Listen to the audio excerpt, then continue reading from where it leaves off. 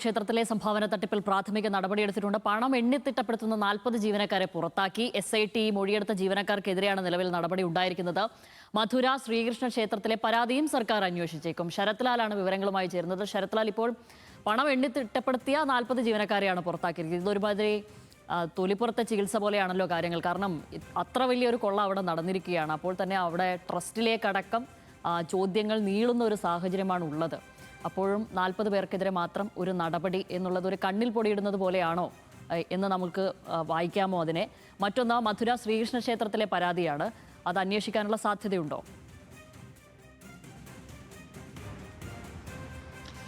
ശ്യാമിലി, ഈ കഴിഞ്ഞ ദിവസം ഇന്നലെയാണ് ഇത് സംബന്ധിച്ച പ്രത്യേക SIT 3-അംഗ SIT ഇടക്കാല റിപ്പോർട്ട് യോഗി ആദിത്യനാഥ് സർക്കാരിന് നൽകിയത്. 150 പേജുള്ള ഈ റിപ്പോർട്ടിൽ, പ്രാഥമിക റിപ്പോർട്ടിൽ വിശദമായിട്ടുള്ള നടപടിക്രമങ്ങൾ അല്ലെങ്കിൽ കൂടുതൽ അന്വേഷണത്തിൻ്റെ ആവശ്യകത ഊന്നി പറഞ്ഞിട്ടുണ്ട്. 3 കാര്യങ്ങൾ പ്രത്യേകമായി അന്വേഷിക്കണമെന്നാണ് ഈ ഇടക്കാല റിപ്പോർട്ടിൽ വ്യക്തമാക്കിയിരിക്കുന്നത്. അതിൽ ഒന്ന്, ട്രസ്റ്റുമായി ബന്ധപ്പെട്ട സംഭാവനകൾ അല്ലെങ്കിൽ അവിടെ ലഭിച്ച ഓഫറുകൾ, ലഭിച്ച ഭക്തജനങ്ങൾ നൽകിയ വില കൂടിയ വസ്തുക്കൾ, ഇത് സംബന്ധിച്ചുള്ള ഓഡിറ്റിംഗ്, ഇത് സംബന്ധിച്ചുള്ള കണക്കുകൾ പരിശോധിക്കുക. 2, ക്ഷേത്രത്തിന് സമീപമുള്ള സ്ഥലങ്ങൾ 17 ഇരട്ടിയോളം കൂടുതൽ വില കൊടുത്തു വാങ്ങി എന്ന ആരോപണത്തെക്കുറിച്ച് പ്രത്യേകം അന്വേഷിക്കുക. 4, മഹാകുംഭമേളയിലും അതുപോലെ ക്ഷേത്രത്തിലും ലഭിച്ചിരിക്കുന്ന ഈ ഹുണ്ടി വരുമാനം, അതായത് കാണിക്ക വഞ്ചിയിൽ വരുന്ന പണത്തിലെ CCTV പരിശോധിക്കുക.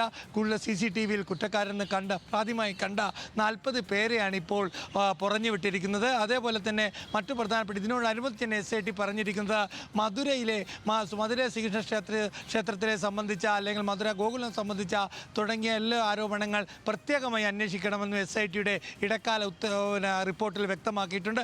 ഇത് അടിസ്ഥാനത്തിലുള്ള നടപടിക്രമങ്ങൾ ആദ്യഘട്ടം എന്ന നിലയാണ് മഹാകുംഭമേളയിലും ആ സമയത്ത് ഈ കാണിക്ക വഞ്ചിയിലെ പണം എണ്ണിയ 40 ജീവനക്കാരെ ഇപ്പോൾ പുറത്താക്കിയിരിക്കുന്നത്. കാരണം വളരെ വ്യക്തമായി തന്നെ CCTV ദൃശ്യങ്ങളിൽ ഇവർ പണം മോഷ്ടിക്കുന്നതായി തെളിഞ്ഞിട്ടുണ്ട് എന്നതാണ് ഇതിനടിസ്ഥാനമായിട്ട് SIT നൽകിയ ശുപാർശയിൽ വിശദീകരിക്കുന്നത്. ഏതായാലും നടപടികൾ തുടങ്ങിക്കഴിഞ്ഞു. എന്നാൽ പ്രതിപക്ഷമാവട്ടെ ഈ UP സർക്കാരിനെതിരെ രൂക്ഷമായ വിമർശനമാണ് സമാജ്വാദി പാർട്ടിയും കോൺഗ്രസും നടത്തുന്നത്. കാരണം ഇത് പകൽ കൊള്ളയാണ്, ഇതിനെ മറക്കാനുള്ള ഒരു ശ്രമമാണ് SIT നടത്തുന്നത് എന്നാണ് അവർ പറയുന്നത്. ഏതായാലും പ്രതിപക്ഷ പാർട്ടികൾ ജുഡീഷ്യൽ അന്വേഷണമാണ് ആവശ്യപ്പെട്ടിരിക്കുന്നത്. ശ്യാമിലി.